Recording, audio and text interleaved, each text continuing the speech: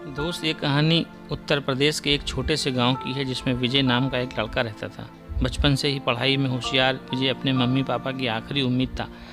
विजय के दादा ने अपने समय में बहुत कर्ज ले लिया था, जिसको चुकाने में पापा की पूरी ज़िंदगी मजदूरी में निकल गई। उसके पापा थोड़ी सी ज़मीन थी जिनसे उनका गुजारा होता था।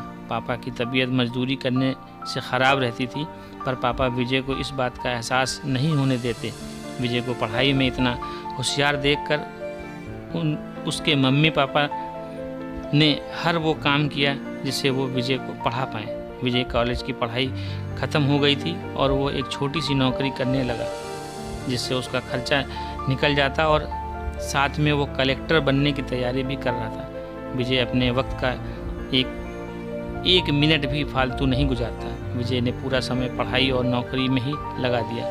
विजय के पापा को यह पता था कि वो कलेक्टर बनना चाहता है, इसलिए घर की हालत बहुत ज़्यादा ख़राब होने पर भी उन्होंने विजय से कभी इस बात का जिक्र नहीं किया और ना ही उसको अच्छी नौकरी करने के लिए कहा। लगातार 2 साल विजय पास नहीं हो पाया। उसके बाद भी उसके पापा ने अपना घर और ज़मीन गिरवी रखकर विजय को IAS की कोचिंग ज्वाइन करवाई और उसकी नौकरी भी छुड़वा दी और केवल पढ़ाई करने को कहा। विजय के पापा हमेशा उससे कहा करते, बेटा खेत और घर दोबारा आ जाएंगे, पर कलेक्टर दोबारा नहीं बन सकते।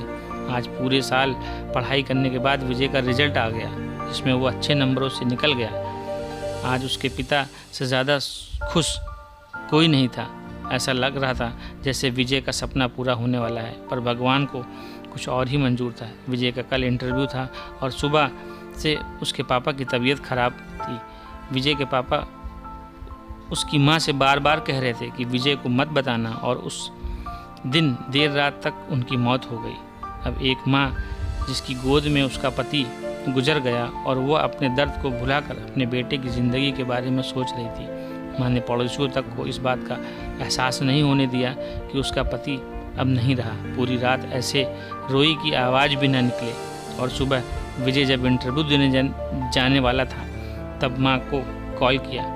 पापा के आशीर्वाद के लिए उसने माँ को कॉल किया, पूरी हिम्मत लगा दी अपना सच छुपाने के लिए और विजय को आशीर्वाद दिया। और जब विजय ने पापा से बात करने को कहा तो माँ बोली, पापा अब तुमसे नहीं बात करेंगे, वो कलेक्टर से बात करेंगे।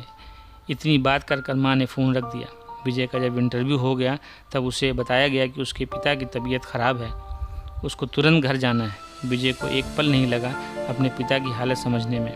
घर पहुंचकर पिता के पैरों में गिरकर वो ज़ोर ज़ोर से रोने लगा और कहने लगा, पापा उठो, देखो मैं कलेक्टर बन गया। आज उसे पिता को वो खुशी मिली थी जिसका उसको वर्षों से इंतज़ार था, पर आज वो इस दुनिया में नहीं थे। भगवान विजय के पिता की ज़िंदगी में सुख लिखना ही भूल गए थे।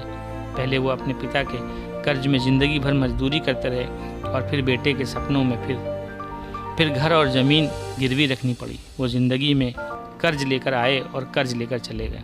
विजय के पिता को भले ही ज़िंदगी में कुछ हासिल ना हुआ हो, पर वो अपने लड़के को इस काबिल बना गए थे कि वो अपनी 7 पुश्तों को बैठे बैठे खिला पाए। विजय की माँ ने जो उस रात किया, जिसको करने का जज्बा बहुत कम लोगों में होता है। जब विजय कलेक्टर बन गया, घर आया, तब माँ ने विजय से कहा, बेटा तुम आज इतने बड़े बन गए हो कि हज़ारों गरीबों का भला कर सकते हो।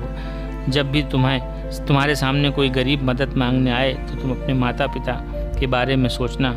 मैं तुम्हारे बराबर पढ़ी लिखी और समझदार तो नहीं हूँ, पर इतना ज़रूर जानती हूँ कि गरीब आदमी की बहुत मजबूरी होती है।